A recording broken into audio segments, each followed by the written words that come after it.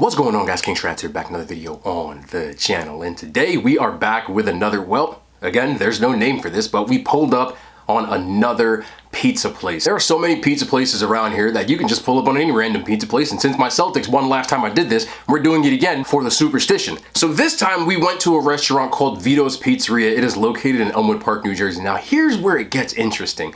Two different kinds of ratings. First, we'll start off with the good. The good is, on the Slice app, it has a 4.8 out of 3,888 ratings, which is absolutely insane. First of all, that's an absurd amount of ratings. So you would think it has to be good, right?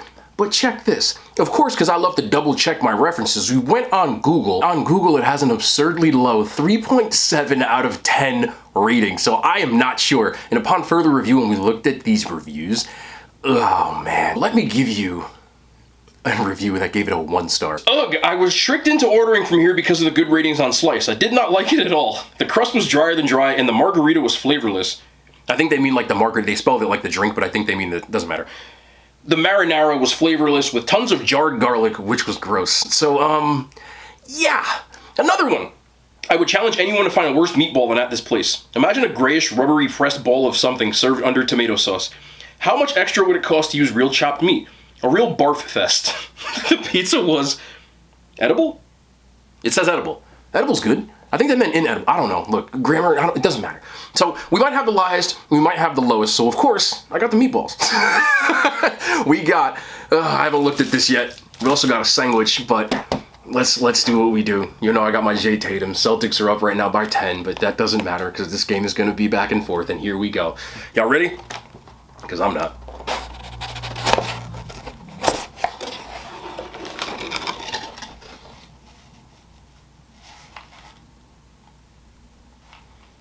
It doesn't look half bad. What I got was a Sicilian pizza with extra cheese, and I said I got meatballs, but I actually think I screwed up when I put it on the app. It's actually sausage, but I mean, they look pretty much like a chopped meatball. Kinda. Doesn't really matter. It looks decent. Lots of cheese on here, which is good. I don't know. I guess we'll just find out. Eyeball test, it says it's okay. But let's see what we got. And let's get into this. Cheese pull's good. Lots of extra cheese. Thick. Pause. Let's see.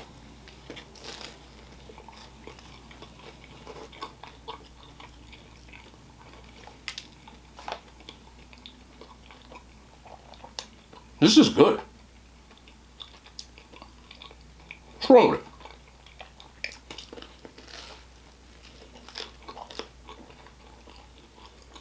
First of all, extra cheese means extra cheese, and they did that correctly.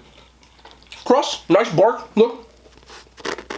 That's what you want with Sicilian, believe it or not. You want a well done piece, which is good. Let's try this sausage piece though.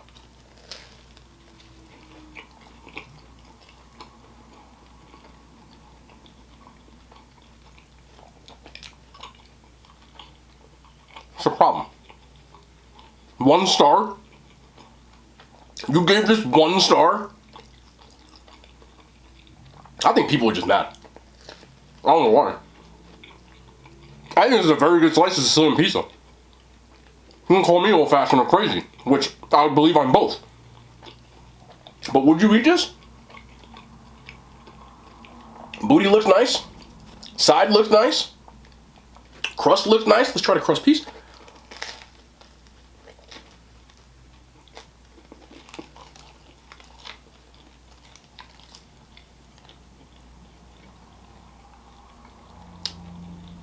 I don't see a problem.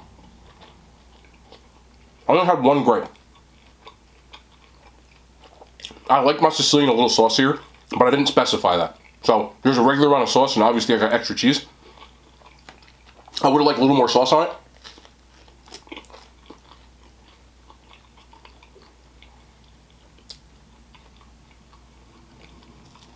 Bergen County, New Jersey, where I'm born and raised. I hail from Bergen County, New Jersey.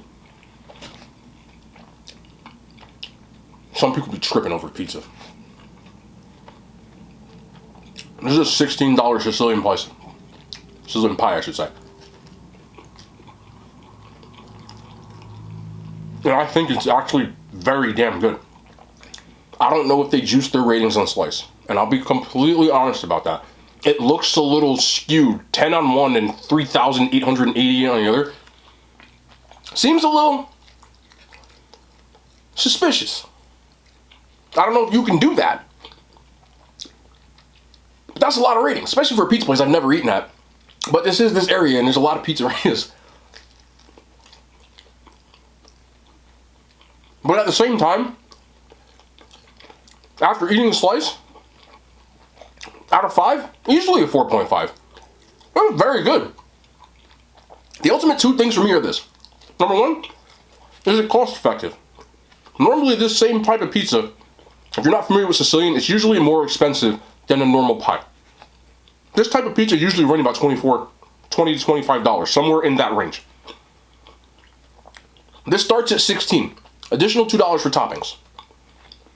Very competitive. Let's try the end piece. This is, I like this. See, this looks saucy. But for $20, get this big ass pizza. Look at that piece right there. I'm going right in for the booty. Oh no, this is good. It's a decent sauce. It's a good sauce. It's a good sauce.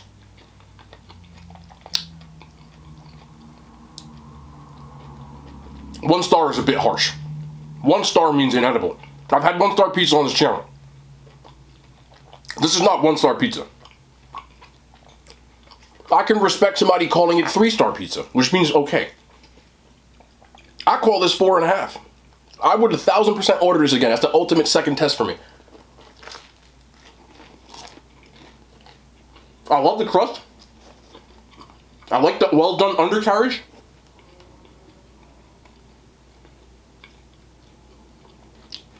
But maybe I got a better order. And again, I have to reiterate this. On anything that I order, I do not put my name or anything like that. I know some people have made comments before saying that they might know it's me, which I can understand, especially locally, because like word gets around that I'm reviewing places. But I never put my name or anything like that. Just for the record. Ooh, that's a good bite. It's getting better and better. This is very good. What the hell is wrong with people, bro? What do you want from what is wrong with this pizza, mama? Inedible? Inedible. I'm gonna email. Where we at? We up 13. Ooh, nice block. Nice block. Second quarter. Celtics up 13. They got the ball. You know I'm into the game. It's a very good game. Obviously the C's are up 13, so I'm going to say that. But I fully expect the Warriors to make a run. Like, this is not going to be the final score. Nah, W. Let me get into it.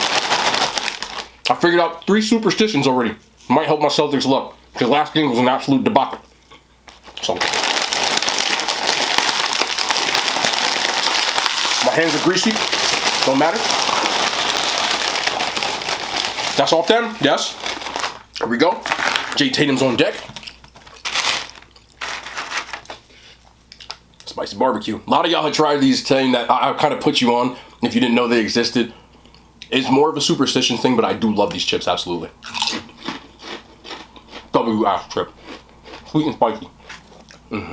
Hey. Here we go. I'm going to put the Jay Tatum on the pizza. Jay Tatum pizza. I should make a Jay Tatum pizza.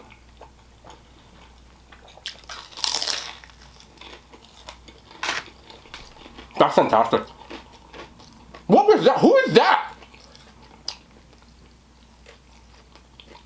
Was that Klay Thompson finally scored? It was. Wow. Klay Thompson has been, like, not himself. Especially the Klay Thompson I'm used to seeing. He finally just did hit a 3. He's got 8 points. Let's go, boys. We look good. We do. We look good right now. But you know the Warriors are going to make a run. Draymond Green is such a goon, bro. He one of them players that I completely understand that. Like, you hate to play against him, and I can't stand him because he's playing against me. I like Draymond Green, actually, but not now. Because he is a goon. But $9 for this bad boy. Foot long. Sausage and peppers, one of the institutions. Ooh, good bread, good bread, good bread. Ooh, fresh mutts. Oh, wait a minute. Hold on, look. Look at this. Look at the sausage and peppers. What are we saying? I can't really see it. Does it look good or no? Let's see. Let's go over here. Let's go right here. Fresh mutts. I asked for fresh mutts, so I paid an extra $1. That's a big ass pepper. So I asked for fresh mutts. You can see the mozzarella right here. So I paid an extra $1. Got it toasted. Sausage and peppers, the institution.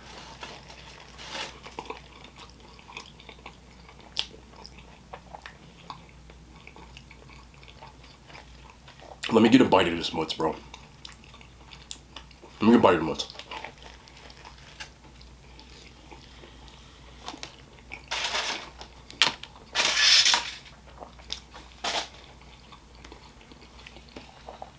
This is damn good. First thing, the sausage itself. Nice snap to it still. It's a sweet Italian sausage, which I don't mind at all. I prefer the spicy, but that's not, you don't split hairs. The bread inside is still nice and airy. Outside, not crunchy, but got a good bite to it, which I love. And this mutts, that is fresh mutts. You can already tell. Yes, mutts. Don't can say anything except about the sauce on my face. Mozzarella.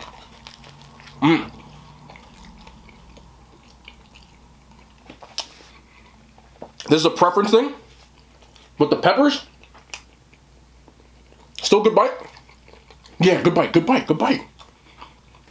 Big chunks of peppers. Sometimes you get a little thinner pieces, they're big, but just enough chew that it's not crunchy, but it's not soggy. Right in the middle, which I like. Very good sausage sandwich. Who the hell goes places 1 star? If you're watching this, can you please tell me what you were expecting? This is a damn good sandwich. Just good. The mutts too. Mutts my mutts. Damn, bro. Yeah. Exceptional sausage sandwich. The sauce is good too. With the you know what? Where we at? Let's go, boys. Move out the way, bro. Paul Pierce in the building. I completely get it, though. Boston fans, I am one. We're obnoxious. No argument, my boy.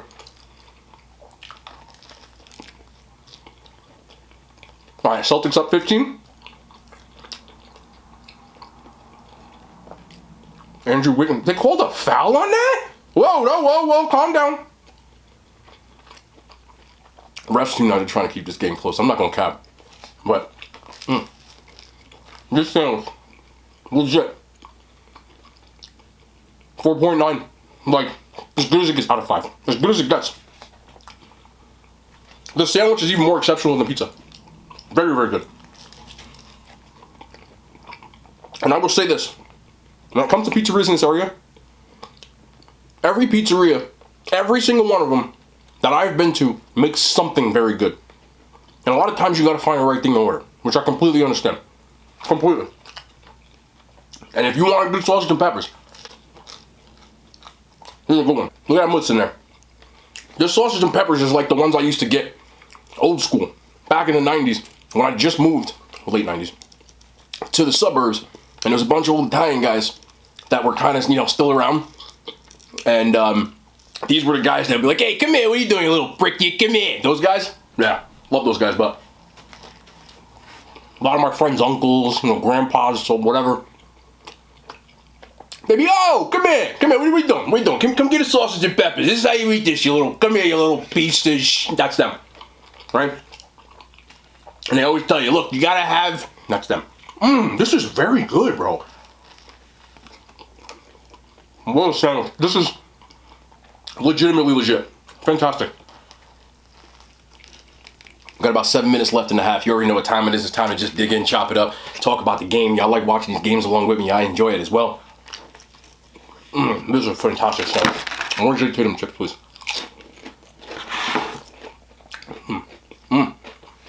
Where we at? All right, Celtics up 15. Literally 7 minutes left. That's a foul, pa. It was. Nice. Nice.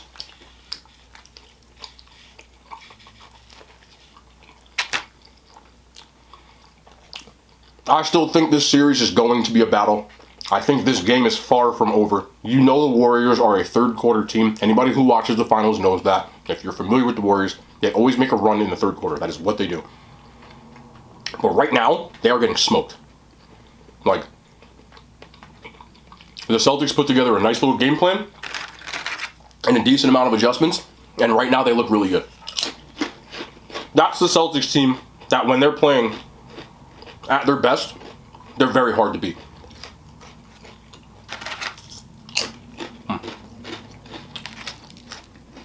And right now, they're up 18. Good adjustment, spacing the floor on offense. 100%. Also, what? Stop letting this guy shoot! Who the hell? Who are you? Who is that? I don't even know. But you know the Warriors are good. Like, this isn't far from over. But what they've done, for anybody who knows the X's and O's of basketball, and they've done well, is they're picking on Steph Curry on offense. If you notice, if you're watching this game or watch the next game, they're going to do it again. Wherever Steph Curry is, they're making him guard Jason Tatum or one of their players, and they're picking on him. They're getting him into the action, meaning anytime someone's guarding Steph Curry that they want to have the ball, they're making him come up for a screen, and they're forcing a switch so that Steph Curry's guarding Jason Tatum or alley-oop. Good job, Al. Let's go, Al. Okay. And right now, Steph Curry, I believe, has either 2 or 3 fouls. Last game, the Celtics were out. Sorry. Almost burped. We're out hustled. 100%. They allowed Draymond to kind of dictate the game. And right now, they're getting in their face. So, they're getting loose balls. All the things that I expected the Celtics to do. What I think, and I've said this the entire time. I know people like to get on me, but I said I respect the Warriors. I think they're a great team, right? I think this series is going to be like this. Back and forth. You're going to see one team flex. You're going to see the other team flex. And it's just going to come, who can get that last flex, in my opinion. Whether it's Game 6 or Game 7.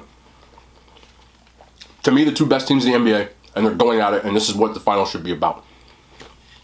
In my opinion. If the Celtics can hold court and win these 2 games at the Garden, we got a really good chance. Will that happen? I don't know.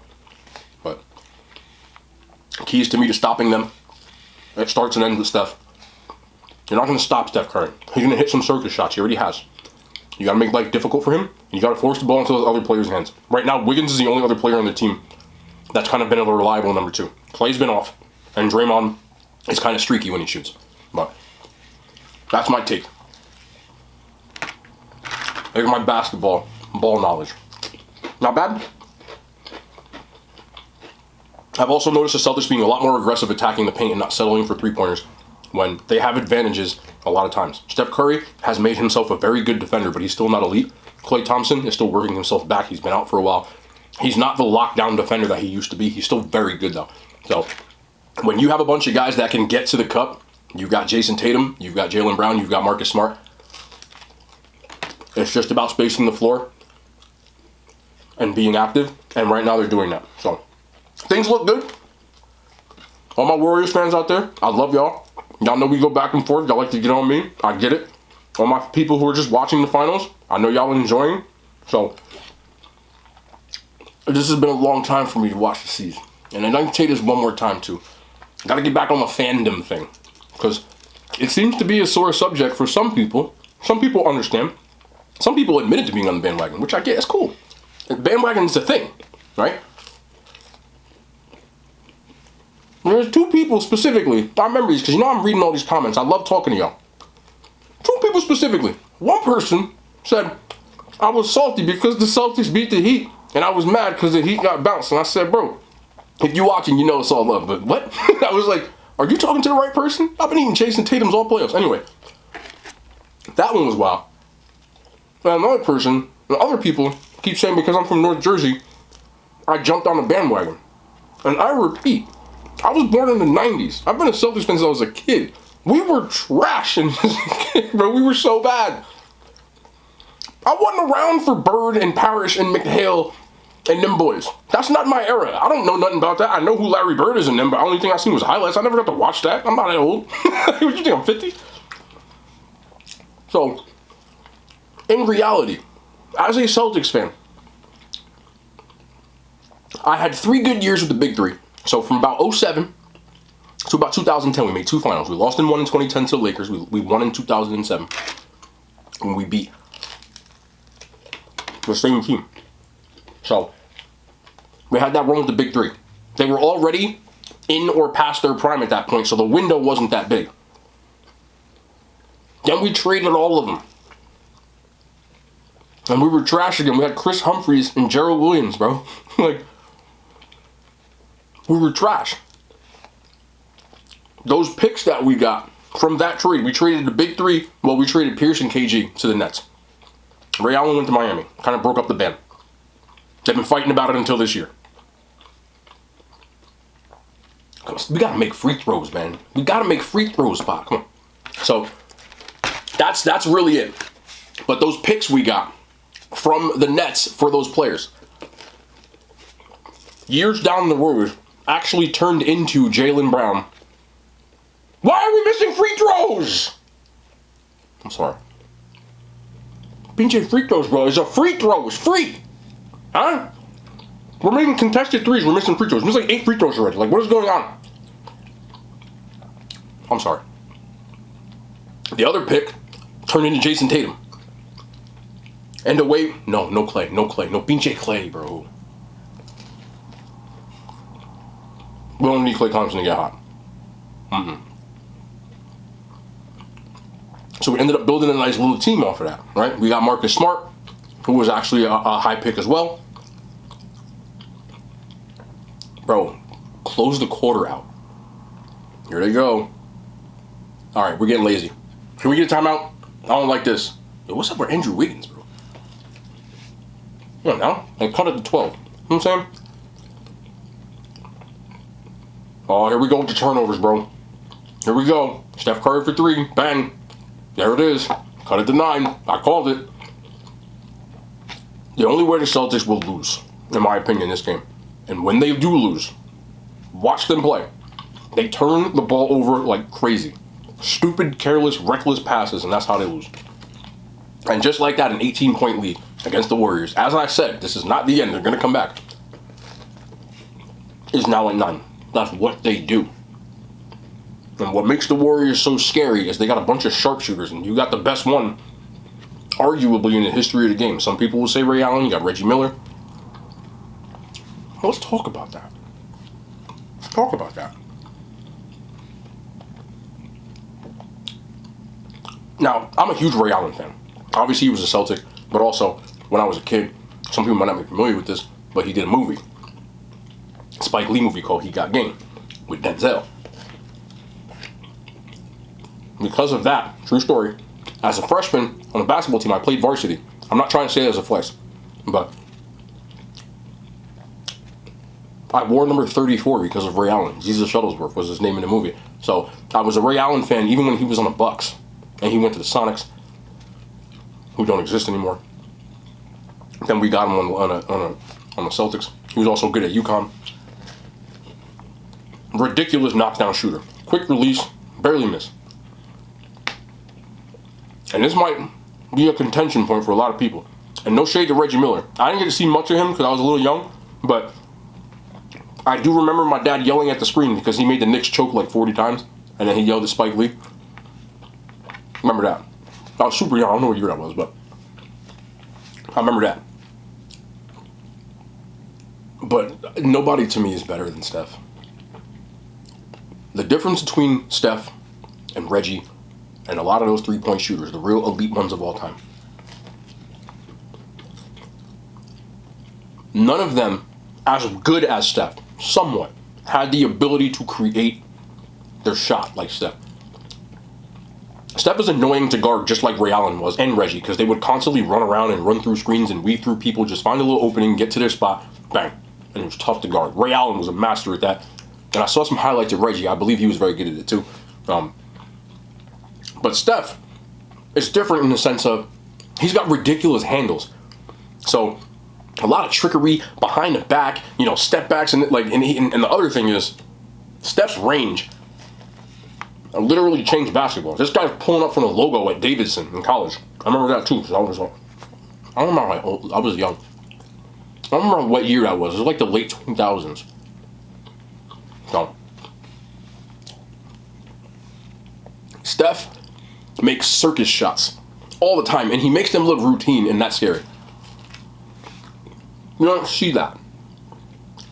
Not from Ray, not from Reggie, and I know there's other shooters you could throw in there, but to me, Steph's probably the greatest shooters ever lived, bro. He's ridiculous. Like, more than anybody, he just hits shots that you're just like, come on, man. And he does it constantly. It's not like, you would say it was a fluke if it was anybody else but Steph does that. He does it all the time, and it's scary.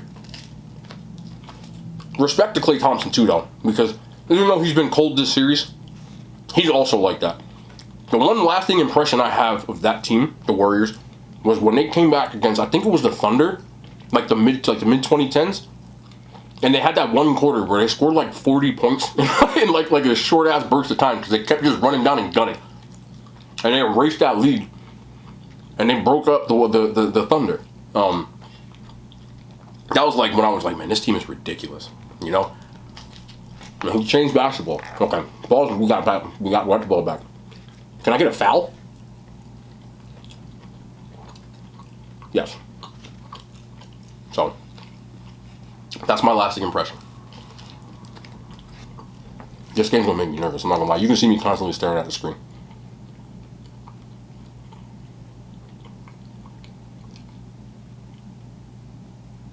What just happened?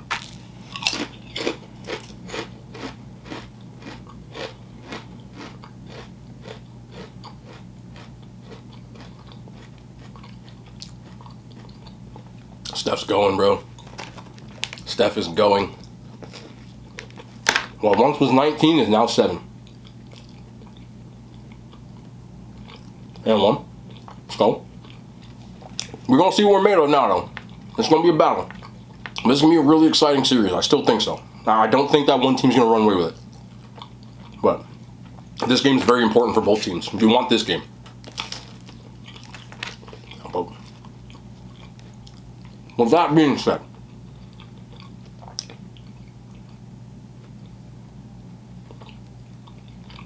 this is a weird game. I don't like it. I don't like this at all. As a fan, do you prefer watching big games when your team is in it or not in it? Now, hear me out. For me, sometimes I genuinely prefer watching just like two teams that aren't the teams I root for. Obviously, the outcome's always good when your team wins, but it's hard for me to like enjoy these games because I just feel like it's stressful.